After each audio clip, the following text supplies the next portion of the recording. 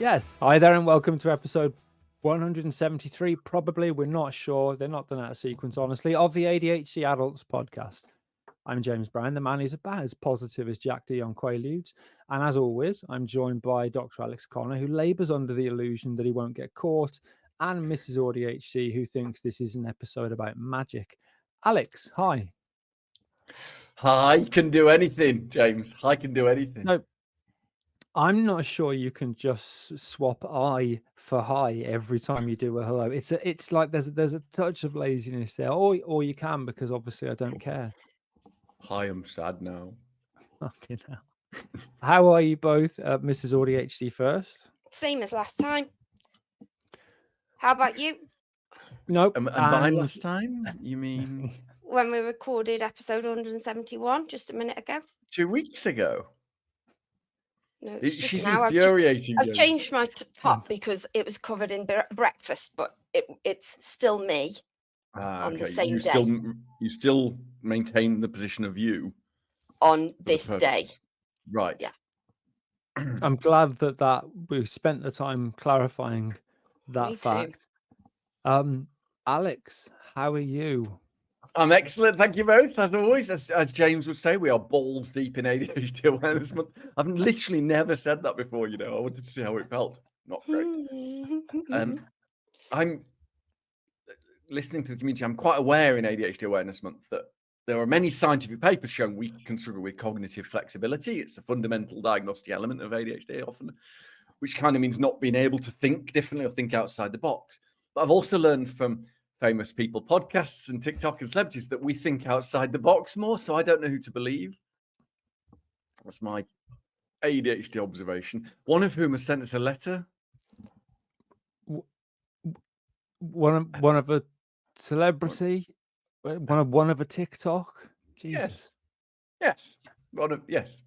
It's from just going to check actually. It's from a Robert from Kidderminster, James. It says, I listened to your last episode, but because you recorded out of sync, I've already done one on the October ADHD awareness one from 2 weeks ago. It says, did you know that October is also Dracula Awareness Month, where we all have to turn up to James's little talks dressed like if Tintin had a vitamin D deficiency and was dragged through a mangle head first. So that's thanks, Robert. That's nice. I quite like that. Cheers, Dad.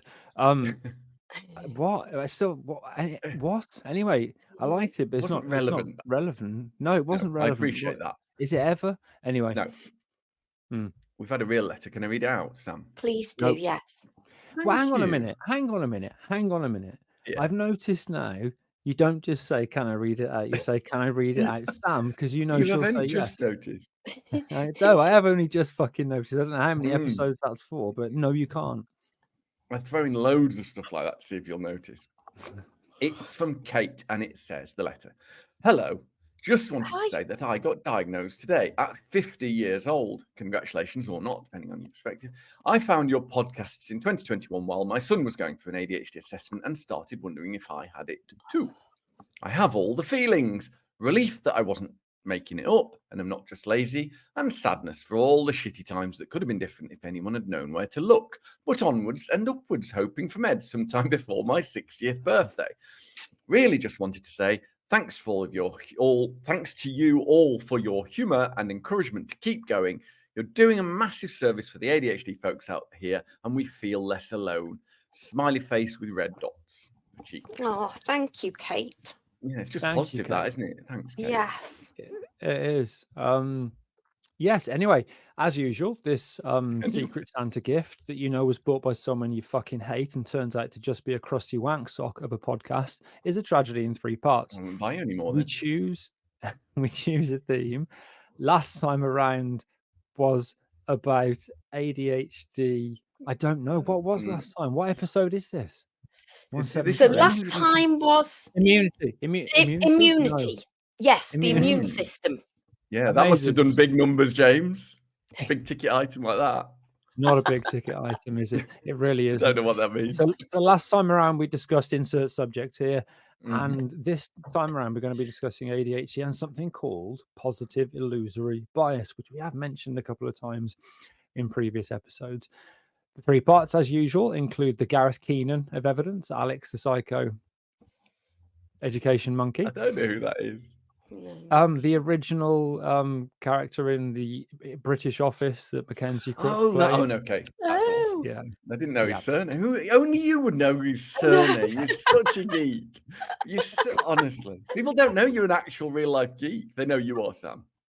He really is. He was calling me a geek the other day and then Yes, went on to say something more geeky than I could ever know. Really? But people heard your monologue at the end of the ADHD awareness one with all the facts. They didn't hear the facts. We cut it off before then. I can still yeah. leave it in. And it's next week. But that'll be a retrospect. Yeah, It's not. It's fucking amazing. It's next week. Do you mean it's released next week, bearing in mind when we record? Is that what you mean? Yes, Oh my it's released God. next week, yeah. Watch James. Fuck. I know. I don't. I can't. It doesn't But matter. it is. Yes, but this is released after that, 2 weeks so after. it It's won't one be season- next week. This is one. Jesus Christ! Just to explain numbers, Sam. So the higher a number gets Yeah. in terms of episodes, the later that episode comes. So Oh, although so no, 172 so it is will be- released next week, this is 173, which will be released the week after, and And therefore that one we're was protected. 171. So it's actually released on Monday, Yes. which for you guys is going to be in the past, a previous Monday. I Spoiler alert. really glad- want people to think that you're not doing this on purpose. I promise she's not. In the breaks, it's the same. I'm so glad that we've spent a good solid 3 minutes talking about Me that. too. That was worthwhile for me. Yeah.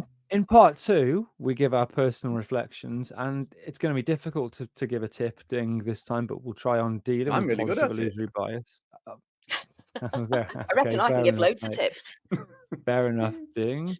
And then we'll answer some of your questions in the final part, because obviously we still can't be asked to write 3 parts. So, Alex, I know you think you can do psychoeducation better than you actually Nice. can. Explain positive illusory bias.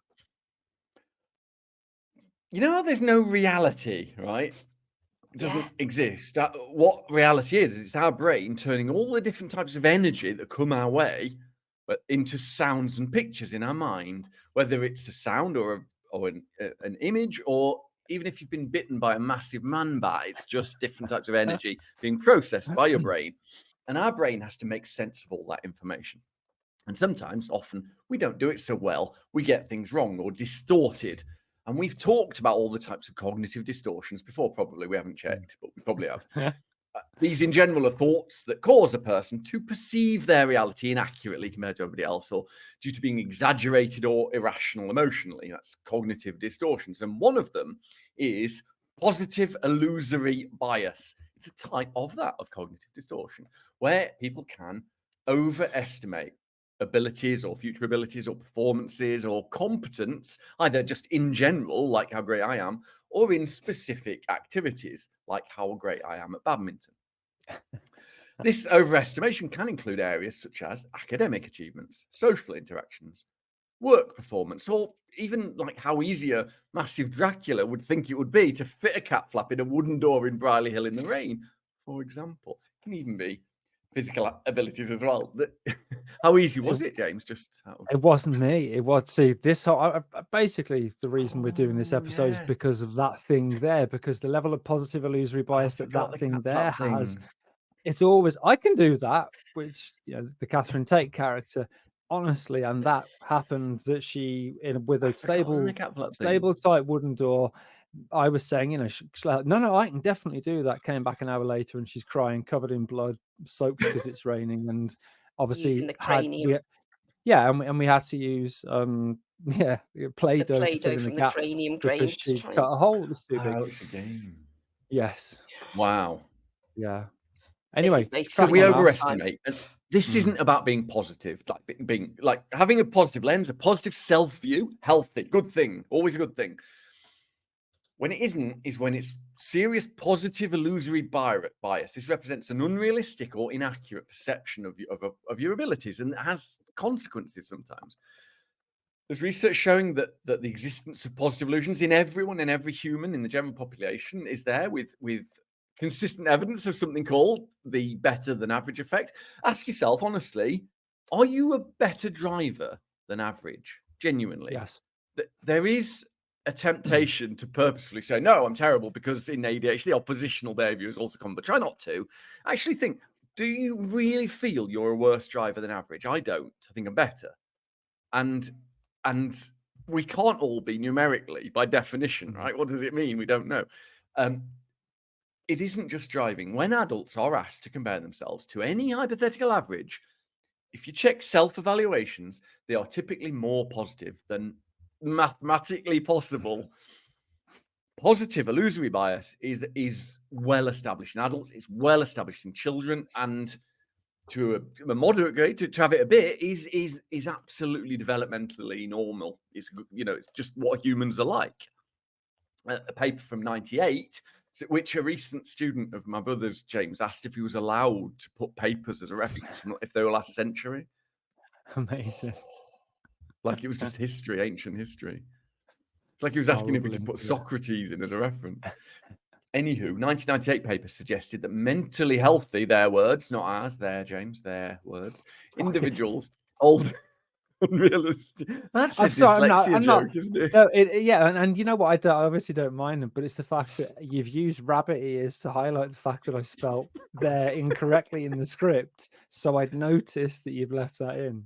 I was 1 minute late to recording today, partly because of script writing, where I bothered to take the time to add a typo from a very good dyslexic friend I love to bring it up. That does not reflect well on me. It's a good job I'm brilliant at everything. Anywho, it's in rabbit ears, as you say, mentally healthy, according to this paper, to hold slightly unrealistic positive self-evaluations and inflated beliefs of power over environment and exaggerated optimism about the future. Title of your sex tape? What, exaggerated optimism about the future? Yeah. Oh, that definitely is correct. Anyway, I'll go early. What about the thing? You always do. Bloody hell. Yeah. Ding, ding, ding, ding. Ding down, Bab. Some people listening to this may feel that this isn't something they do, because we're not all the same. They're probably right, or they might be having the meta. That is very meta. Surprise, surprise. We don't know a lot about positive illusory bias behaviors in adults with ADHD, but we do know quite a bit about a positive bias in children and adolescents. Plenty of studies have demonstrated that young'uns, James wrote young'uns, with ADHD showed higher levels of positive illusory bias than typically developing peers. So children with ADHD, in other words, are more likely to overestimate their potential abilities. Specifically, pesky kids with ADHD overestimate their own abilities in self-reports compared to reports that come from their parents or teachers, for that matter. It is mixed. The science is mixed on this regarding whether they overestimate their performance compared to their peers' performance, or just have an overly positive perception of themselves. It's not quite clear which it is, but it is there, as you might expect. Do you want to have a guess, Sam, if these studies are done on like girls and different intersections, or if they're just done on primarily on boys? I reckon they're probably, I don't know, non-binary people, maybe. Yeah, that's exactly what happened. They won't be straight. They won't be, Yeah.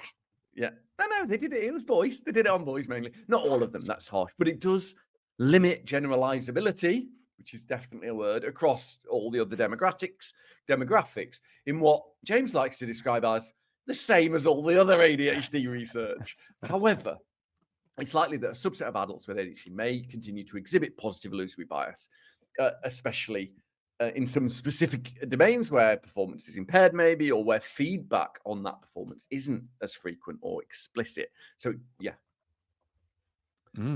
So that I think you said this is something that the general population have, but obviously we have it. Do we have it differently in a different way? Are we just the same? More? Come on, Alex, explain. Yeah, of course we do. We wouldn't be recording a podcast, James. That's how podcasts work. There's three ways, really, that this seems to occur in people with ADHD, and we're extrapolating a bit from children, but we're fairly confident it stays with us from what we've read. So, one, the difference between our perceived competence and our actual abilities and competence is typically bigger in people with ADHD compared to people without ADHD. That was in children, but probably similar with us as well, with adults. B, moderate positive illusions are adaptive, healthier ways of being, in that they enhance your motivation. If you think you might have a good go at it, enhance your performance even, ironically, it's like a self-fulfilling. This is the positive lens we talk about. They can increase your task persistence. If you think, yeah, I might be able to do this, I should be able to do this a bit. But this positivity, this adaptive positivity, doesn't seem to be true for the levels of positive illusions held by children with ADHD. We do not know why from that statement. It might be because we struggle with self-esteem. It could be because it's too much of an illusion. We don't know. And C, or third, the positive illusory bias in ADHD seems to be unique and counterintuitive.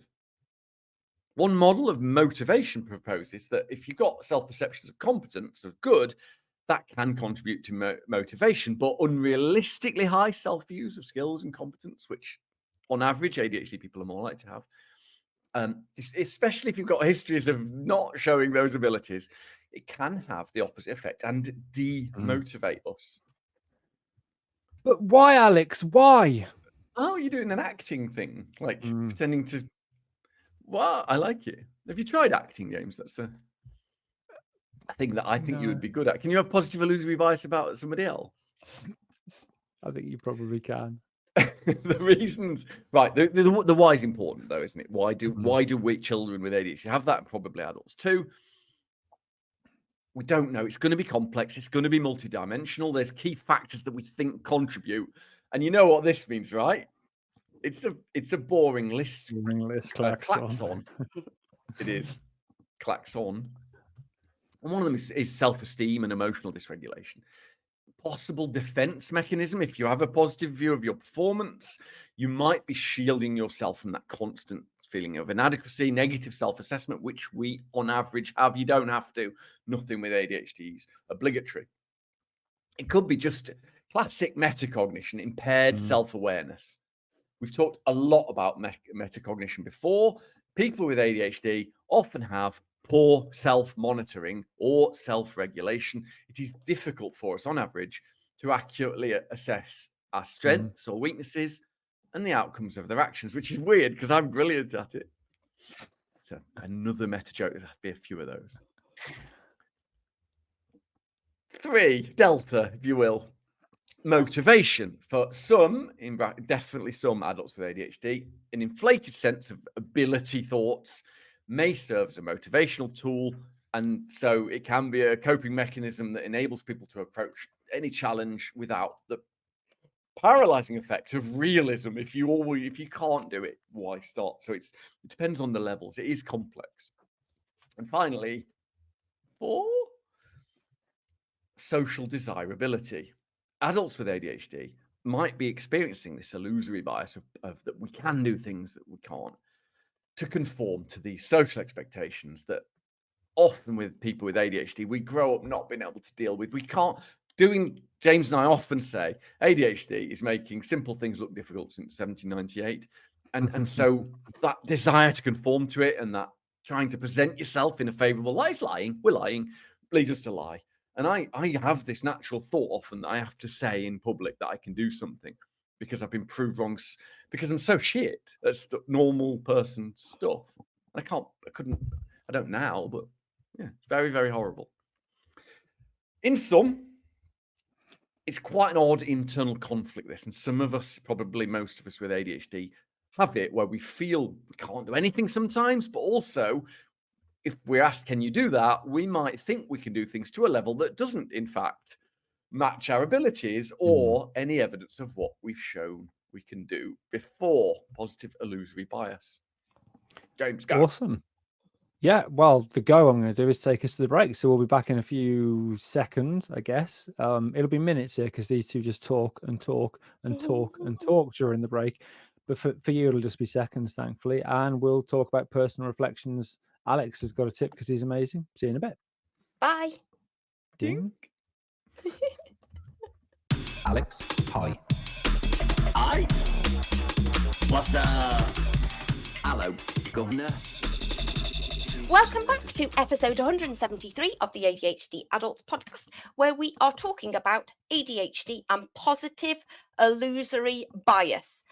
Now we're going to talk about our personal reflections, possibly tips, but I doubt it. You never know. James, go. Okay. I genuinely have a completely blind belief that I can do anything and everything. There are very few things where I think, yeah, actually, no, I'm going to struggle with that. And a really good example, and I was chatting to this with somebody I coached earlier, is for the IKEA furniture that we've talked about in the past, that every time it goes wrong because I don't follow the instructions, the next time I buy something, I think, yeah, but this time will be different. I can do this. So there are lots of things where I have this almost automatic belief, and it is a cognitive dissonance because at the same time, I think I'm fundamentally shit at everything, but I have this belief that, yeah, I can do that. And part of that is because sometimes I'll throw myself into new things and it goes well. So when Alan and I first started going into science communication instead of doing laboratory science, that was just like, yeah, I'll give that a bash. And because it didn't go terribly, it made me feel like, well, I can do that. But that's not true, though, is it? It isn't that it didn't go terribly. You were almost immediately given masses and masses of positive feedback because it happens to be a talent, but you didn't know it was. You just guessed. Yeah. But if you look at everything that I think I can do, and again, a good example is the shed that we bought and put together, just like the IKEA furniture. Knowing that I can't build things, I can build a more complicated thing than a piece of IKEA furniture, and I can do it in 2 hours. Now, that obviously part of that is time blindness, but it was genuinely a look at everything. I've got everything there. Once it's all out, I'll have this done in no time. And of course, it took me 8 or 9 hours. It doesn't stand up straight, so the doors can't get shut properly, and it's not very good. It's such a big part of how I approach things, but there's a side of us that I think is important, and I don't know from the research whether this is considered as a positive illusory bias. I think it is, or if it's just a positive, if you like, memory bias. But I also clearly at times will be completely, utterly confident, for example, that I've put something somewhere. Not just I've forgotten where it is, but I know it's in that drawer because I've seen it in that drawer recently. And then obviously you go to that drawer and it's not there. And then I'll think, oh, no, it's in that cupboard. I remember seeing it in that cupboard. It's definitely there. And then go there and it's not there. The confidence with which I believe it is astounding. And I'm going to go out on a limb and guess that you definitely don't then go, Sam, why have you moved that thing, until you realize it was you, in fact. I'm sure you don't be curious about that. No, of course. Absolutely. Don't just say you've definitely moved that the car keys, Sam, and then notice they're in my bag. So for tasks and activities, this fundamental belief that I can do anything that sits there alongside this low self-esteem, imposter syndrome, you're useless cunt. It's mad that those two things sit there. So it's definitely something for me. I haven't got a tip, ding. I mean, I've got a tip. I don't have been circumcised. Maybe I haven't. Anyway, Sam, save me. Same. This is me all the time. I simultaneously think I am a worthless piece of actual dog shit that cannot possibly ever do anything right, ever. But at the same time, I'm completely convinced that I can do almost anything, especially if I've never done it before and I have absolutely no idea how to even start doing it. Absolutely. I believe it'll be absolutely perfect the first time round. I'm completely convinced, even especially actually, if it's something that somebody else needs doing. I really like helping people, so I'll immediately offer to do all of the things for them. And I'm completely convinced that I can do it. And then they believe that I can do it. And they have no idea that I'm in complete anguish because I have no idea how to do it. And I'm absolutely dreading it. If you don't have somebody to do your hair and makeup for you and all of your wedding party, and you need an official wedding photographer for your wedding in Scotland, I'll do that for free. And I'll make myself so ill in the process. And then I'll agree to do the exact same thing again for somebody else next week. I think it's, for me, if it's for somebody else, part of it is people pleasing, I think, because I like problem solving and I want to solve this problem for them. But I get it for myself with things too. It's the reason I'm always completely convinced that I'll be amazing at this new hobby, and I'll be so good at it that it'll become my new business, and I'll earn so much from it that I'll pay off all of my debts, partially from impulse spending on hobbies. But then when I'm not instantly good at it, which I never am, I can never do that hobby again, and I'll immediately move on to the next hobby. And I also have it with the amount of time it will take me to do something. So I'll think, oh, I can do this email in 5 minutes, and it can take me 3 hours to write an email, and I just completely lose that all of the time. I can't really think of a tip apart from maybe tell everybody that you tend to do this, and then when you offer to do something for them, they might say, can you actually do this, and do you want to do it? But I would never ever take that tip myself, so I don't expect you to. Ding. Definite ding. Alex, how about you? Yeah, you've both hit the nail on the head with cognitive dissonance, I think. And it's metacognition, isn't it? I don't know what I'm good at and what I'm bad at. I would say that if there's anything of any value, I absolutely think I'm going to be shit at it. I don't think I'm capable of doing anything. So I'm learning the piano, I'm learning languages, I like speaking, I speak a bit of German, but the thought of saying to anybody I was even remotely fluent, and I can like chat with, friends and stuff, but the second anybody accuses me of being fluent, I just get shame, and I don't feel I can do anything to any level. And all the things you've suggested, James, in our careers to get when we're working together, that you probably remember once or twice said no to. So I say no to everything. It's because I know I'll be shit and they'll be terrible. And most of your ideas are good, and not bad. I can't say it. Most of your ideas are good, and we've been told they're really good, and they're like, they've worked, and I'm often don't understand it. So I think I have the opposite. But when it comes to physical stuff, like if I throw a dart and my hand doesn't work properly, it doesn't go in the bullseye immediately, I cannot comprehend it because I wanted what? And that's self-positive bias, isn't it? I can't believe it. And I routinely miss the entire board when it first throwing the dart. That's weird because it's only physical things with me as well, I think. Yeah, I think I have positive illusory bias for physical. But anything that I value, like, languages or working with you on the things we write that people keep telling us we write well, like professionally. And I cannot believe it. I think they're lying to me. I have this weird, it's the opposite.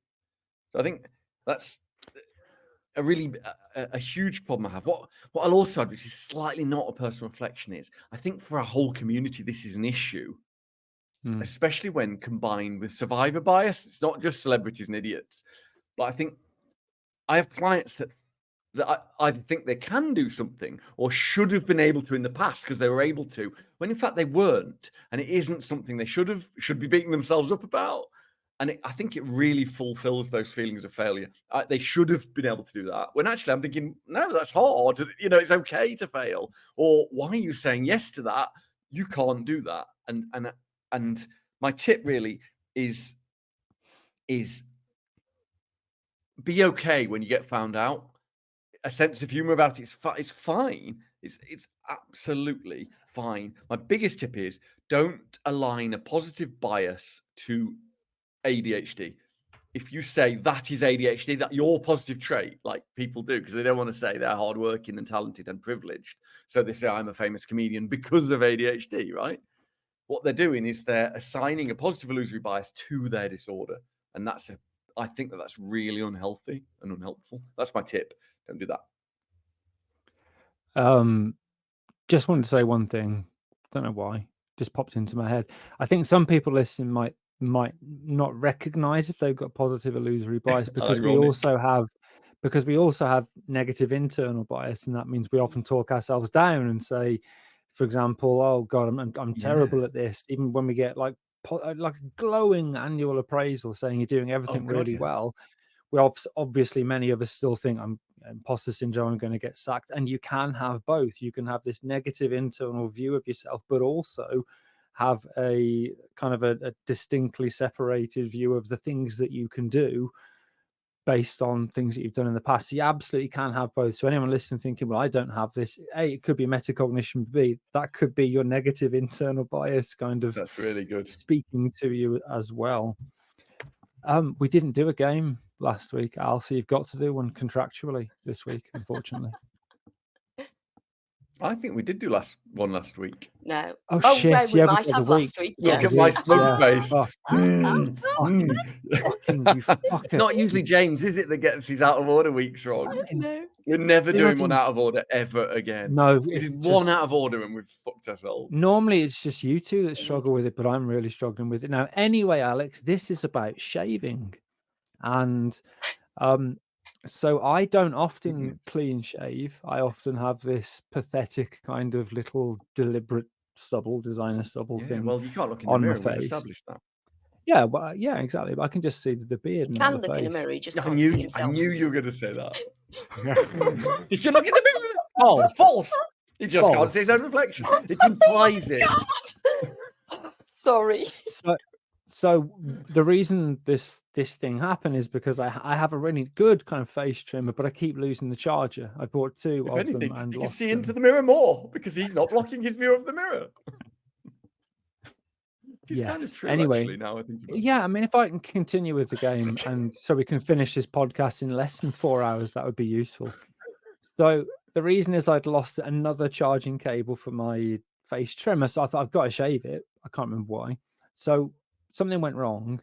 I just did it wrong. So option one, did I not have any razors because I don't normally use them? And therefore I had to search around and I found one of Sam's old ones, which she uses for different body parts than men do, I imagine, and had to scrape my face painfully with an old razor. That's option one. Option two, because I don't shave that often and I actually left my last shaving gel away when I was doing a talk and I was doing this quickly, did I use fairy liquid instead to soap my face up? Done that. And option trois is, did I just put shaving gel all over my face because I forgot how to shave? Well, the gel itself, not the foam. Well, with the foam that it creates, yes. Okay. Oh, that's a good one. So I write notes on this because of no working memory, and one of them I've written is how much I just laughed when James wearily said, "I just did it wrong." It was quite heartbreaking. It felt like a very familiar sentence for you. I've also written one fanny razor. Yeah. I don't think it's fairy liquid because I've tried it and it's fine. It'll do at a pinch. I don't think it's the gel because there's no way you use gel. That's why you use foam, because I don't think there are many people with ADHD that have got the time to turn the gel into foam because it takes fucking ages. It's the worst thing in the world. So it can't be that. So it's fanny razor. I mean, I thought I'd made this one easy. I genuinely thought I'd made this one easy. No, I put He put it over his whole face. Yeah. I'll send you the picture. Well, up to my eyebrows. All over his nose. On my nose. I wish I'd done further questions. Oh my god! I'll send you the picture afterwards. Please. That's amazing. And I have to say, and this is You lost really important, I've never shaved my nose before, so I'm not sure why I thought, I'll just plaster my whole face with it. That's yeah. Oh, can I really see a photo of that? Yeah, I'll send it afterwards. Amazing, It's isn't so relatable that you would lose concentration and put it all over your whole face. it? Yeah. I don't know if I thought I was washing it or anyway. Obviously we bad at this game. I don't know, because you used to You've be winning. You've good for a short time. Yeah. You used to remember. I don't know if you still use the technique of finding a way of insulting me to find an answer, but I don't think it works. That's what I do. Yeah. It used to work, but not anymore. So anyway, we'll take a break and we'll be back in part 3 for questions what you have sent in or something like that. See you in a bit. Bye. No.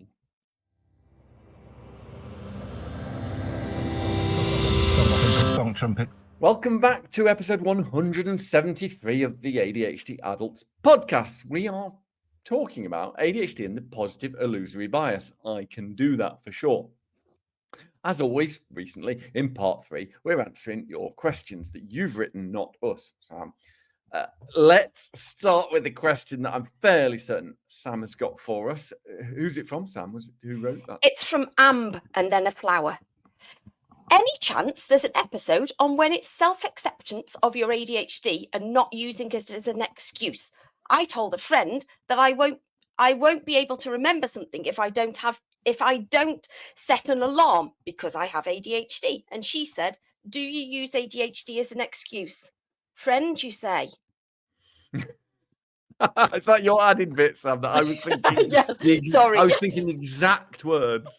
Sorry, What yes. kind of fucking friend is that? Hamflower didn't say that, but I said that at the end. But I was thinking it. What does that mean? I know. But an excuse That's for an what? awful thing.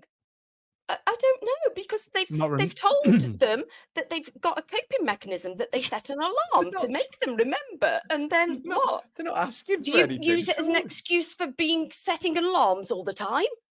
I don't understand what the outrage is with that. That is Anyway, brutal. I think that's awful because Yeah, so many people are reasons. mean. Anyway, you two talk.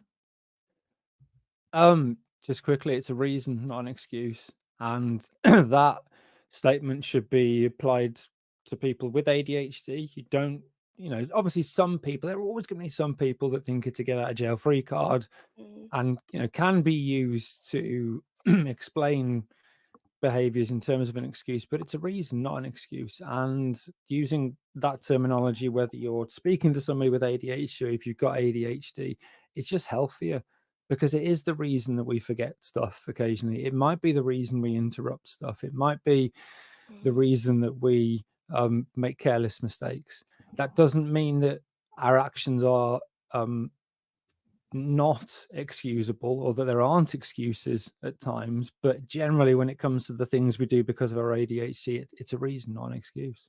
Yeah, and I think even if we're being really generous and this person doesn't know anything about ADHD, so they don't understand why, that's still a really awful thing to say to somebody, even if you don't know anything. Do you use ADHD as an excuse? That's not something that a nice person says to their friend. It's not. Well, I think we're going to have to get away from this friend. They might be listening. I think this idea that maybe the idea that I must be allowed to have a negative impact on you because of my ADHD, that would be an excuse. But it's very, very uncommon thing to hear.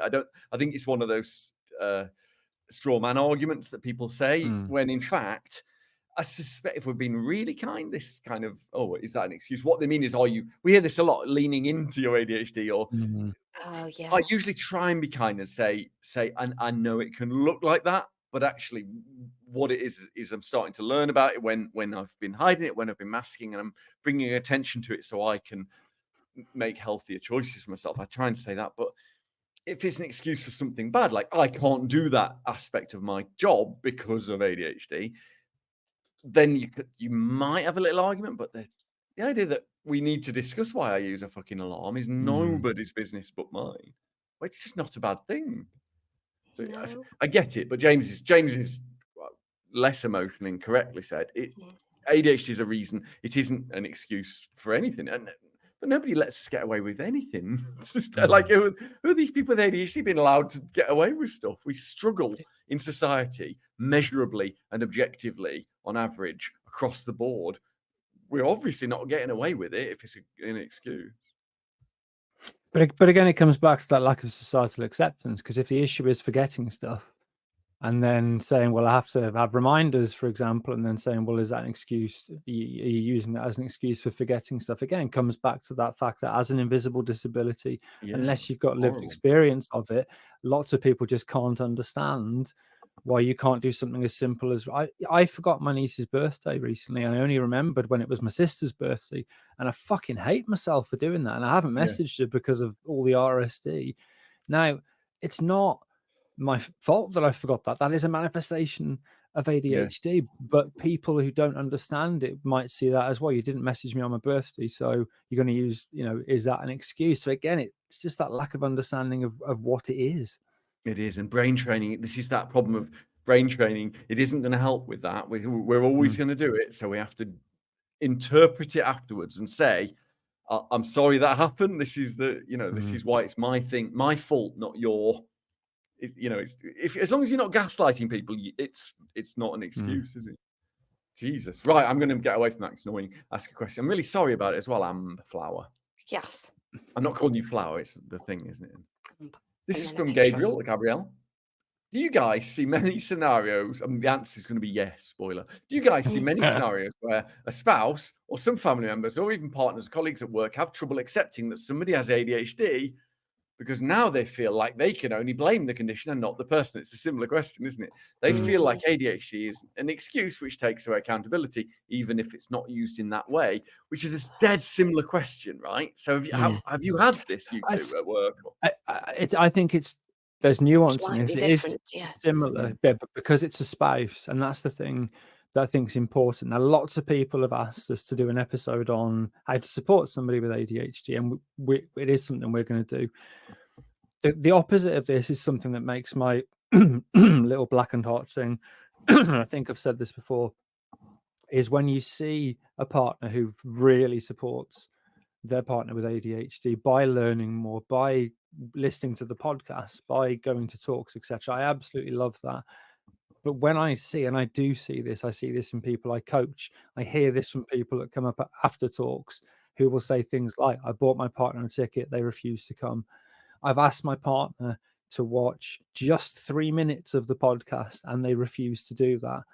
And even in one coaching session, somebody brought their partner in because their partner demanded to take part, and they then just talked about how, it's just an excuse. Why can they get away with this but I can't, etc. So it absolutely does happen that spouses can, or partners can, just not be willing to accept it's real, and that is fucking heartbreaking. I know, and I get that it must be hard for some partners or colleagues at work or family members if they feel that the burden of responsibility is on them and they have to do everything for this other person, and now all of a sudden they can't be angry at that because it's not this other person's fault. So I completely understand it, but I guess, yeah, it's just difficult, isn't it? The problem I have with this question, we get asked it a lot. It always implies to me, tell me if I've got this wrong, that partner always knew they couldn't do this and had always nagged them, and now they can't because they realized that. So they just wanted them to change, and they couldn't and can't. And for me, that's a real red flag in a relationship. If you just don't like them for reasons, and you've got to choose what you can and can't accept. Yeah. If you don't like them because of go on. No, you go first. If you can't accept and couldn't even before, but you thought they were going to change, and now you know they're not, well, grow a pair and fuck off. But I guess I was choose. Sorry, I thought I thought you'd finished because you like literally left a pause for 3 years. What I was going to say was, I guess though, in a similar way, that it takes it a lot. Like when I realized, so I can't ever get better then. I can't ever, this is me for life. And I was disappointed that was the case. There will be, let's be honest, there will be some partners that think, shit, so this is never going to improve then, because there's nothing we can do about this. And it is natural, people are going to be upset if you're not the person that you expected them to be. And it's shit, but that's one of those double thoughts that's wrong. No, it's not going to improve, but it doesn't mean there's nothing you can do about it. It means you can then do something else about it.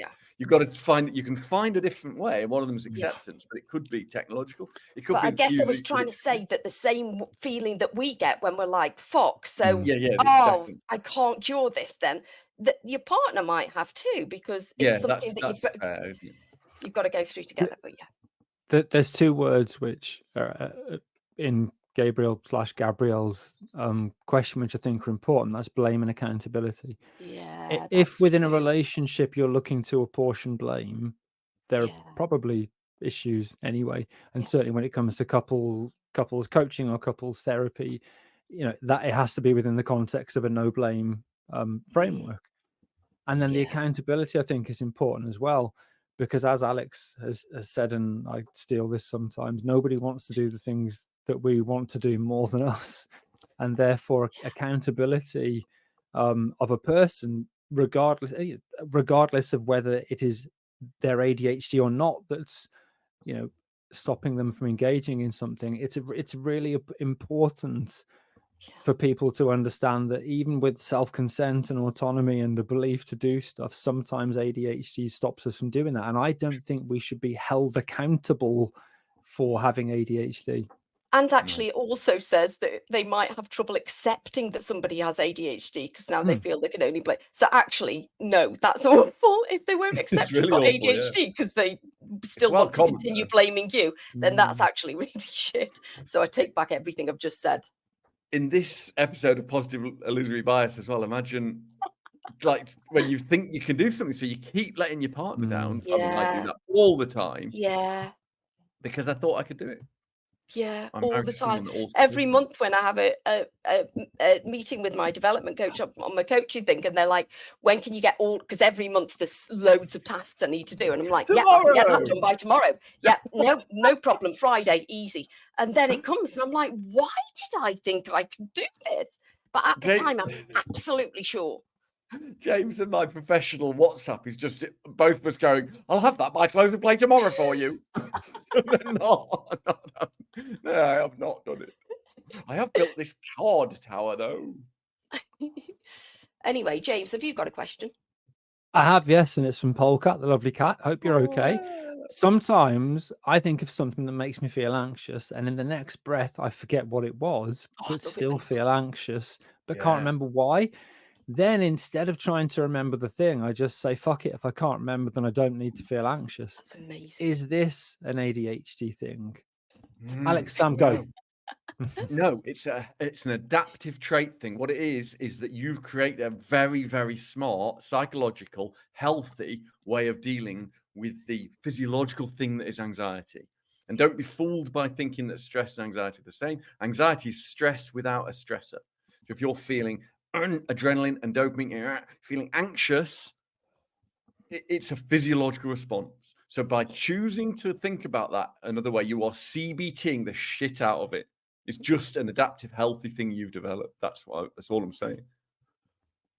Yes, exactly Yeah. the same. I was thinking that it's just a coping mechanism that you built, which really works because not all of us can do that. Not some of us will carry on trying to find out the reason so that they can remember why they should be anxious, and it's something that I can do a lot. Oh, And God, me if I too. can manage to do this, I'm like, brilliant. I can just drop it because I can distract myself until I've forgotten it. But yeah, a lot of the time I will try to I need to know, because obviously I need to be prepared for this thing that I'm anxious about. So I need to remember. So really, I had it last helpful. week. This is stupid. I was really upset, and I didn't know. I had no idea why. So I went into it to find out, because I thought, oh well, I've got to fix whatever problem I've fucked up then.